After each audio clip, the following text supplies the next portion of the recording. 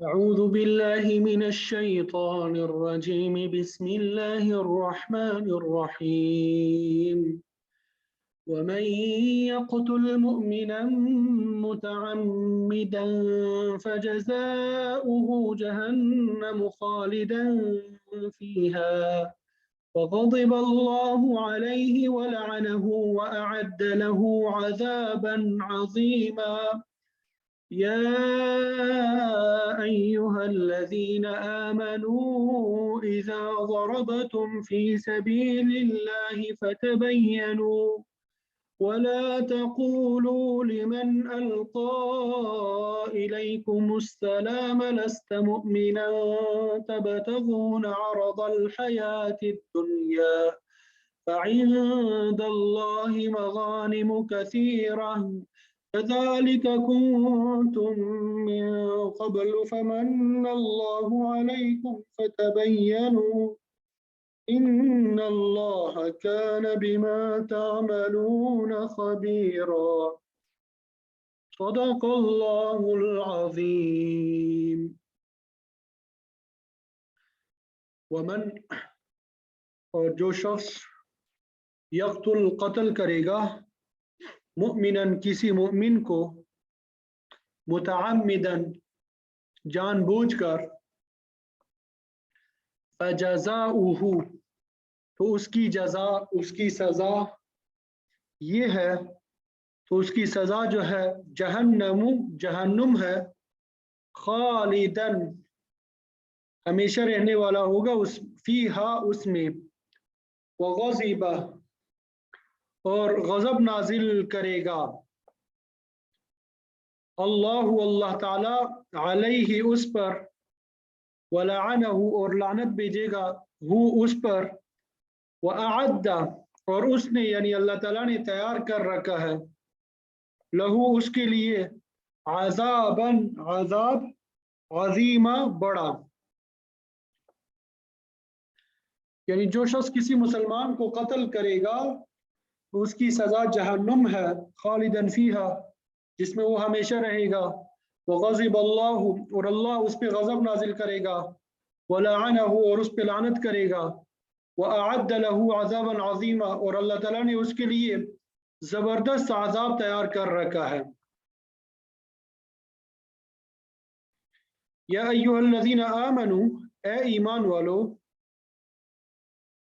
اذا جب ضربتم تم سفر کرو ضرب یضرب کا معنی ہوتا ہے ویسے مارنا لیکن جب اس کے بعد فی آ جائے فی سبیل اللہ آ جائے تو اس کا معنی ہوتا ہے سفر کرنا قدم مارنا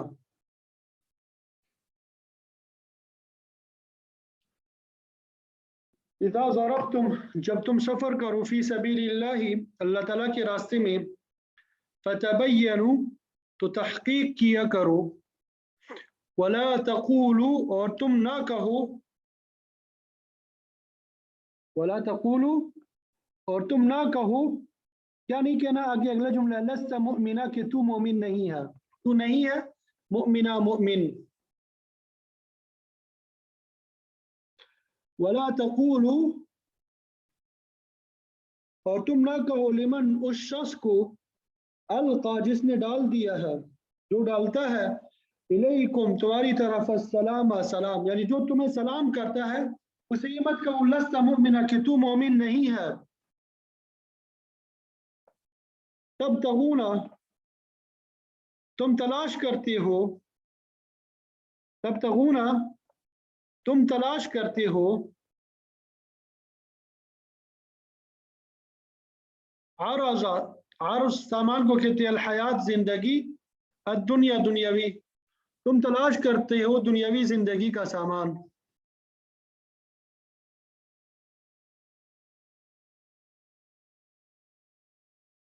فعند اللہ پس اللہ کے پاس مغانم غنیمت کے ذخیرے ہیں مغانم غنیمت کی جمع ہے بہت سی غنیمتیں ہیں کثیرہ بہت زیادہ کذالک اسی طرح تم تھے من قبل اس سے پہلے یعنی اس سے پہلے تم بھی اسی طرح تھے فمن اللہ मन एहसान किया अल्लाह ताला ने अलैकुम तुम पर, फतबय्यनु तो तुम तहकीक से काम लो, फतबय्यनु तो खूब तहकीक से काम लिया करो, बस तुम तहकीक से काम लिया करो, ठीक है। इन अल्लाह बेशक अल्लाह ताला काना है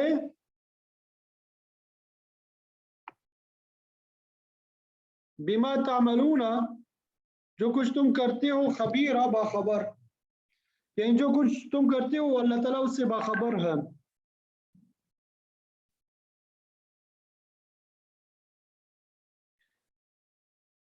या अय्युहल्लज़ीना आमनू इज़ा ज़रबतुम फ़ी सबीलिल्लाह, क्या है ईमान वालो जब तुम अल्लाह के रास्ते में सफ़र करो, फतबय्यनू तहकीक से काम लिया करो, वला तक़ूलू लिमन अलक़ा इलैकुमुस्सलाम लस्त मुमिना, और जो शख्स तुमको सलाम करे तो दुनियावी ज़िंदगी का सामान हासिल करने की ख्वाहिश में उसको ये ना कहो कि तुम मोमिन नहीं हो। तब तकुन आरज़ुल हयात दुनिया, दुनियावी जिंदगी का सामान हासिल करने की तलाश में। फ़इंदल्लाहि मग़ानिम कसीरा, क्योंकि अल्लाह के पास गनीमत के बड़े ज़ख़ीरे हैं। कज़ालिका कुंतुम मिन क़ब्लु, तुम भी तो पहले ऐसे ही थे। फ़मन्नल्लाहु अलैकुम फ़तबय्यनु, तो अल्लाह ताला ने तुम पे फजल किया, फ़तबय्यनु इसलिए तुम तहकीक से काम लो।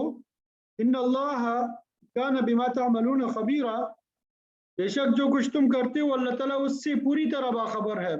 बेशक जो कुछ तुम करते हो अल्लाह ताला उससे पूरी तरह बाखबर है। तर्जुमा समझ में आ गया?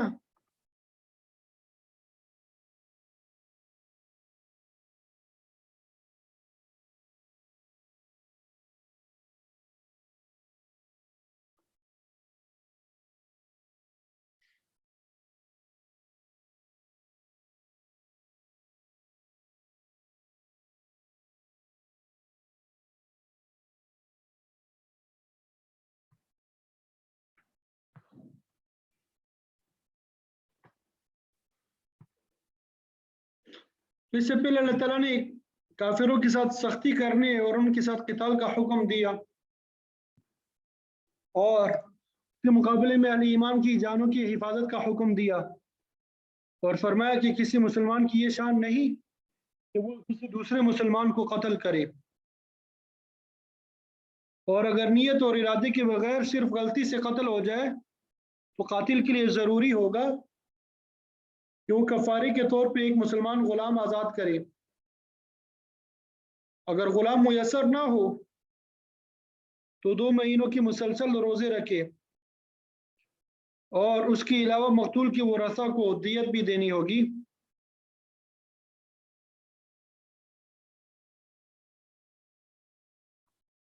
और कत्ल ख़ता में खून बहा की अदायगी जो है उसकी जिम्मेदारी कातिल की आकिला यानी उसके ख़ानदान, कबीले या बरादरी पे होती है।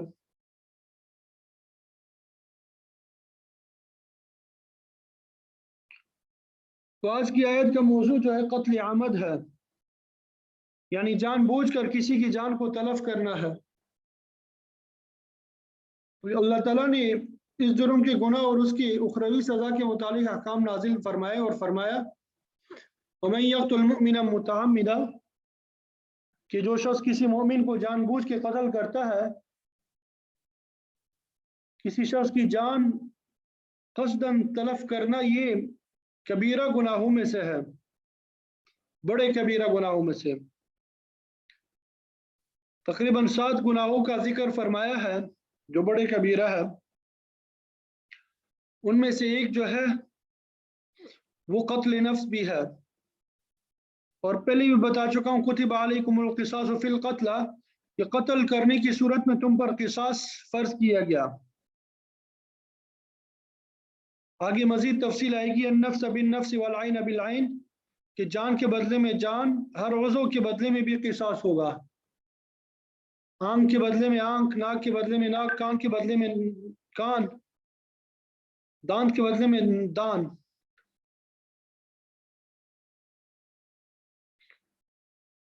बस किसी शख्स ने बंदूक का कंधा उसकी टांग पे मारा जिससे टांग टूट गई,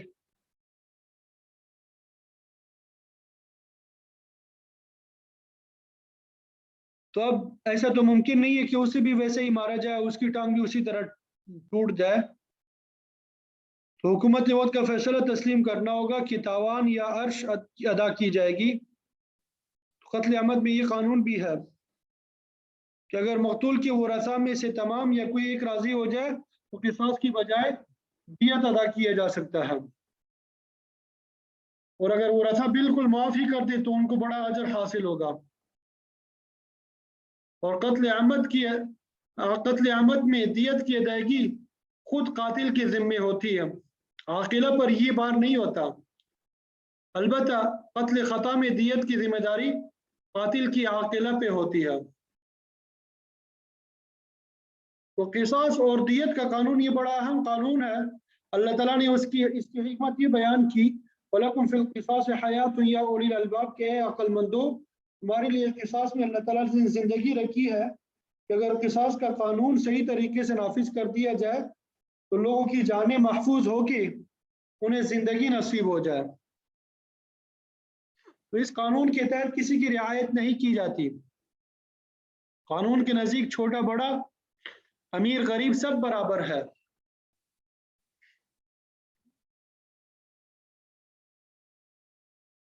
اللہ اکبر کبیر.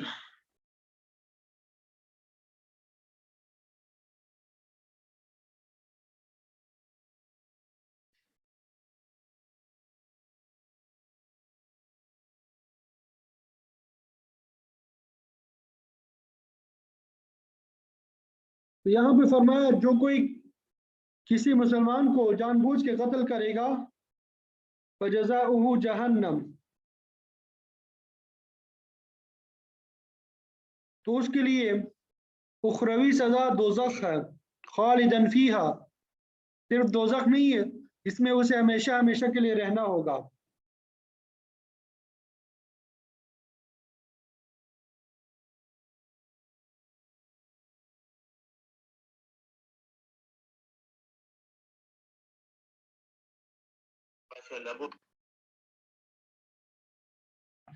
اس میں ہمیشہ ہمیشہ کے لیے اس کو وہاں پہ کیا ہوگا؟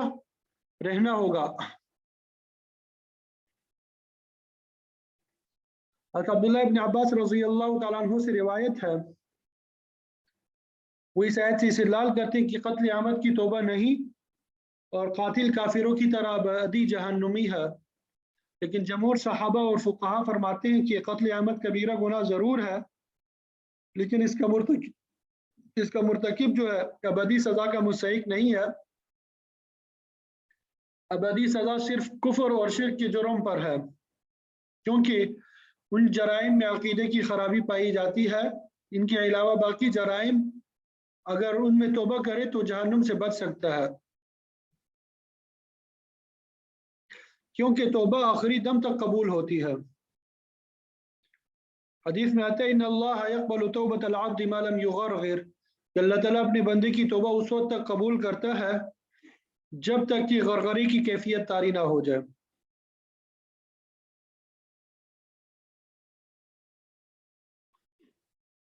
اسی طرح سورہ فرقان میں موجود ہے کہ بعض لوگوں نے آپ کی خدمت میں عرض کیا کہ ہماری ذمے قتل اور زنا جیسے بڑے گناہ ہیں، اگر ایمان لائے تو سب معاف ہو جائیں. تو ہم ایمان لاتے ہیں، ورنہ کیا فائدہ؟ تو اس کے جواب میں اللہ تعالیٰ نے فرمایا إِلَّا مَنْ تَابَ وَآمَنَ وَعَمِلَ عَمَلًا صَالِحًا فَأُولَٰئِكَ يُبَدِّلُ اللَّهُ سَيِّئَاتِهِمْ حَسَنَاتٍ، کہ جو توبہ کرے گا، ایمان لائے گا، نیک اعمال کرے گا تو اللہ تعالیٰ تمام گناہ معاف فرمائے گا،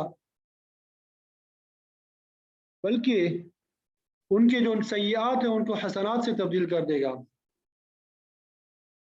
تو اس لحاظ سے قتل عمد بھی قابل معافی ہے بشرط کہ ایمان موجود ہو اور سچی توبہ کرے. البتہ اگر کوئی شخص حرام کو حلال سمجھ کر وہ کام کرے تو کافر ہو جاتا ہے. یعنی اگر کوئی شخص کسی کو قتل کرنا حلال سمجھتا ہے تو وہ واقعی ابدی جہنمی ہے، ورنہ خالدن فیہا کا مطلب یہ کہ اسے بڑی دیر تک جہنم میں رہنا ہوگا.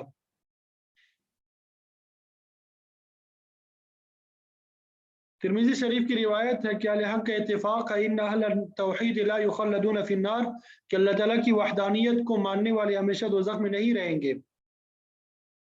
اور پھر آگے فرمایا وغضب اللہ علیہ ولعنہ، کہ اس پہ اللہ تعالیٰ کا غضب ہوگا اور اللہ تعالیٰ کی لعنت ہوگی،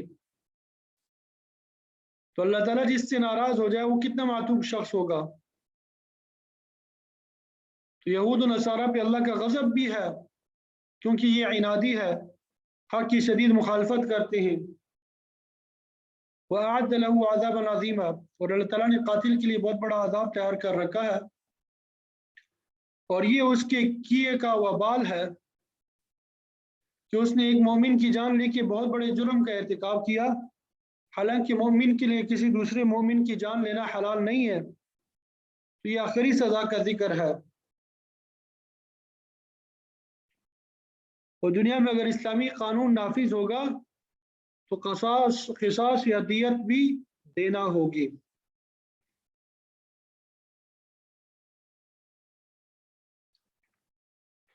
پھر آگے اگلی آیت میں یہ بات بیان کی کہ کسی مسلمان کی جان کی حفاظت کے متعلق کہ کسی شخص کے اسلام کی زبانی اظہار کے بعد اس کا خون حرام ہو جاتا ہے، لہذا اس سلسلے میں کسی شک کی وجہ سے خون اس کا بہانا ہرگز جائز نہیں ہے۔ آپ کے زمانے میں کئی ایسے واقعات پیش آئے کہ صحابہ نے کسی مسلمان کو اس شبہ کی بنیاد پہ قتل کر دیا کہ اسلام نہیں لایا، حالانکہ وہ اسلام لا چکا تھا۔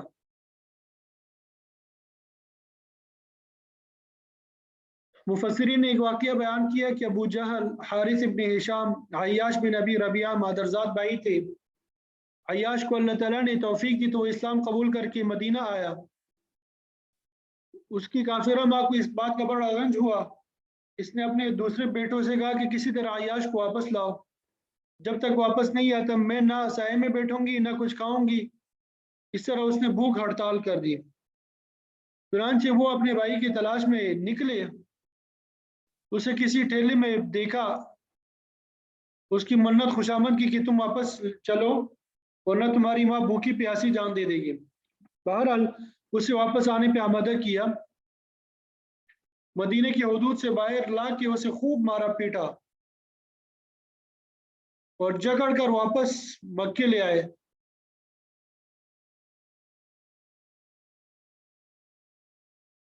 بہرحال جب وہ ماں کے پاس پہنچے تو اس نے کہا کہ جب تک عیاش اپنے سابقہ دین پہ واپس نہیں آتا میں راضی نہیں ہوں گی۔ عیاش نے بہت انکار کیا، اپنے بھائیوں کے مظالم برداشت کیے، لیکن بالآخر مجبور ہو کے اسلام چھوڑنے پہ تیار ہو گیا۔ یعنی جب کوئی انسان مجبور ہو جاتا ہے تو اضطراری حالت میں اسی کلمہ کفر کہنے کی اجازت ہوتی ہے تاکہ وہ اپنی جان کی حفاظت کر سکے، لیکن ایسا کرنا بھی اس شرط کے ساتھ ہوتا ہے کہ اس کے دل میں ایمان موجود ہو۔ اس کے دل میں کیا ہو؟ ایمان موجود ہو، اور وہ ایسا بالکل سخت مجبوری کے تحت کر رہا ہو۔ البتہ عزیمت کا تقاضا یہی ہے کہ انسان شہادت قبول کر لے اور کفر کا کلمہ زبان پہ نہ لائے۔ جب عیاش دین اسلام کو چھوڑنے پہ تیار ہو گیا تو مکے میں ایک آدمی زید بن حارث نے اسے طعنہ دیا اور کہا کہ عیاش جس دین کو تم اب چھوڑ رہے ہو اگر وہ واقعی گمراہی تھی تو تم گمراہی میں مبتلا ہو گئے تھے، اور اب واپس آ کر اس گمراہی کا ازالہ کر دیا ہے، لیکن اگر دین اسلام سچا مذہب ہے تو پھر اسے ترک کرنے کے لیے تم کیسے تیار ہو گئے ہو؟ اس پر عیاش کو بڑا غصہ آیا اور اس نے اپنے دل میں فیصلہ کیا کہ جب بھی موقع ملے گا زید کو زندہ نہیں چھوڑوں گا۔ تو اسی عیاش بن ابی ربیعہ کے متعلق بخاری میں آتا ہے کہ آپ صلی اللہ علیہ وسلم اس کے لیے قنوت نازلہ پڑھتے تھے اور اللہ تعالیٰ سے اس کی رہائی کے لیے دعا کرتے تھے، تو اللہ تعالیٰ کی مہربانی ہوئی، عیاش رہا ہو کے مدینہ پہنچے۔ کچھ عرصہ بعد زید بن حارث بھی مسلمان ہو کے مدینہ پہنچ گیا۔ اتفاق سے قبا کے قریب عیاش اور زید کا آمنا سامنا ہو گیا۔ عیاش کو زید کے اسلام لانے کا علم نہیں تھا اور اس کے دل میں پرانی رنجش بھی موجود تھی، لہذا اس نے وہی قتل کر دیا۔ لوگوں نے بتایا کہ وہ تو مسلمان ہو چکا تھا، تم نے اسے ناجائز قتل کیا۔ چونکہ یہ لا علمی کی بنیاد پہ ہوا تھا لہذا اسے قتل خطا ہی شمار کیا گیا، جس کا تذکرہ ہم پہلے پڑھ چکے ہیں۔ इसी तरह एक वाक़या उसामा बिन ज़ैद के मुतालिक भी आता है कि आप सल्लल्लाहु अलैहि वसल्लम ने मुसलमानों के एक लश्कर को कुफार की तरफ जिहाद के लिए रवाना किया। उसामा बिन ज़ैद उस लश्कर में शामिल थे। जब ये लश्कर अपने हदफ पे पहुंचा, वहां के सब लोग भाग गए और सिर्फ एक शख्स पहाड़ पर रह गया, जो दरअसल इस्लाम कबूल कर चुका था। तो ये शख्स अपनी बकरियों समेत पहाड़ से इस ख्याल से नीचे उतर आया कि मेरे इस्लामी भाई आ गए हैं, मेरे साथ तारुफ नहीं करेंगे। और उसने आके सलाम किया और कलमा तय्यबा ला इलाहा इल्लल्लाह मुहम्मदुर रसूलुल्लाह भी पढ़ा। तो उसामा बिन ज़ैद ने समझा कि शायद ये अपने आप को बचाने के लिए कलीमा पढ़ रहा है, तो उसे दुश्मन तस्वुर करते हुए मार डाला और उसके बकरियों पे कब्जा किया। जब ये लश्कर मदीना तय्यबा वापस आया तो मज़कूरा वाक़यात की इत्तला आपको हो दी गई। तो आपने उसामा को तलब किया और एक मुसलमान के कत्ल करने की वजह दरियाफ्त की। तो उसामा ने अर्ज़ किया कि उसने सिर्फ जान बचाने के लिए कलिमा पढ़ा था, वो असल में मुसलमान नहीं था।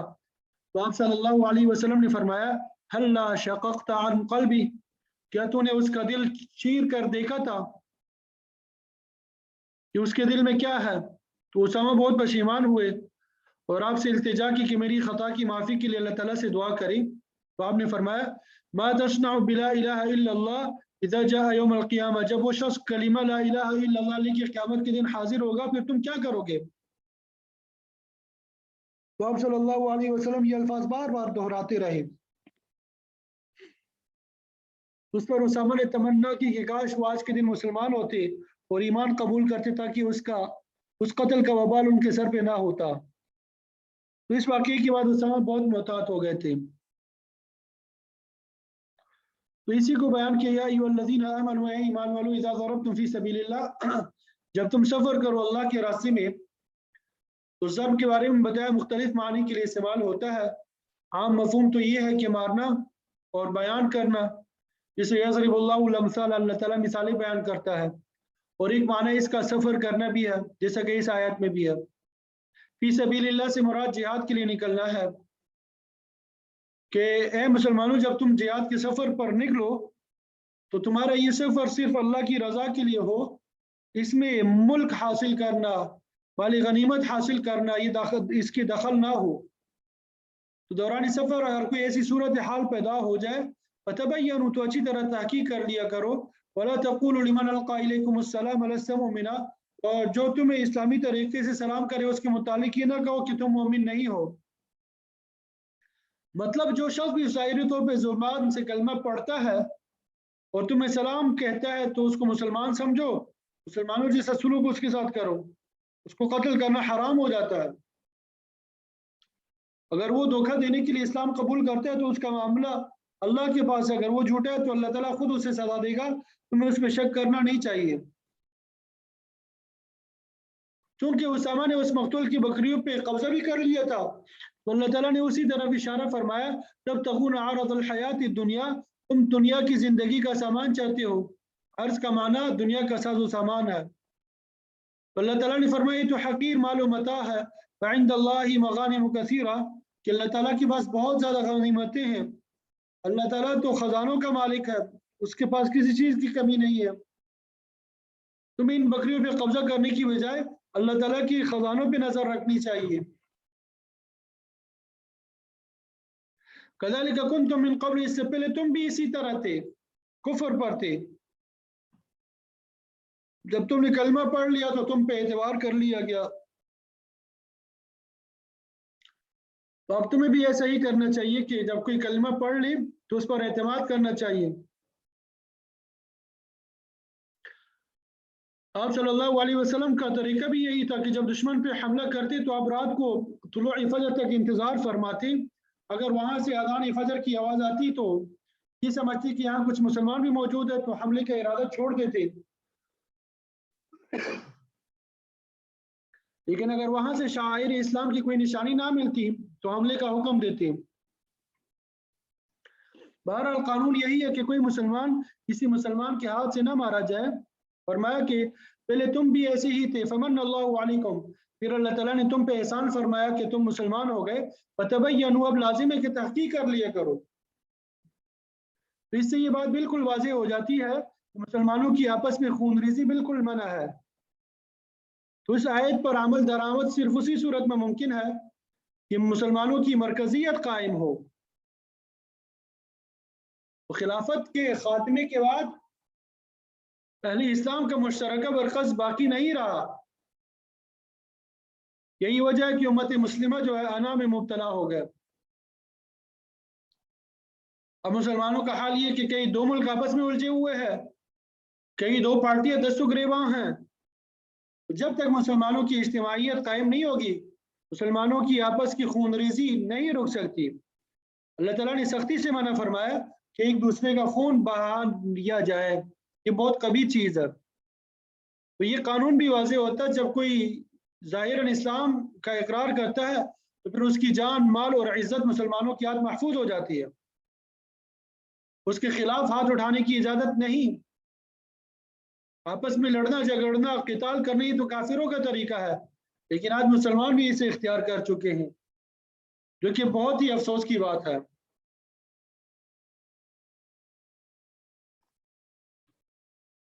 अल्लाह ताला ने कोई हतमी कदम उठाने से पहले अच्छी तरह तहकीक करने का हुक्म दिया है और फरमाया इन्नल्लाह कान बिमा तअमलून खबीरा, कि तुम जो कुछ भी करते हो अल्लाह ताला हर चीज़ की खबर रखता है। वो तुम्हारे इरादों और नीयत से वाकिफ़ है। तुम्हारी और तुम्हारी तमाम कारगुजारी पे अल्लाह ताला हर वक्त निगाह रखे हुए है और तुम हर आन उसकी निगरानी में हो। और दूसरे मकाम पे फरमाया इन्न रब्बका लबिल मिरसाद, बेशक तुम्हारा रब जो है गाद में है, वो तुम्हारी तमाम हरकत की निगरानी कर रहा है। लिहाजा कोई ऐसा बेहतियाती का काम ना करो जिससे किसी मुसलमान की जान तलफ होती हो। तो अल्लाह ताला ने अहले ईमान की हिफाजत जान का ये कानून बयान फरमा दिया। अल्लाह ताला हम सब को अमल की तौफीक अता फरमाए, कुरान मजीद को सही तरीके से समझने, समझाने और कुरान मजीद के अहकामात पर अमल करने, दीगर अफराद तक आगे पहुँचाने की तौफीक अता फरमाए। व आखिरु दावाना अनिल हम्दुलिल्लाहि रब्बिल आलमीन।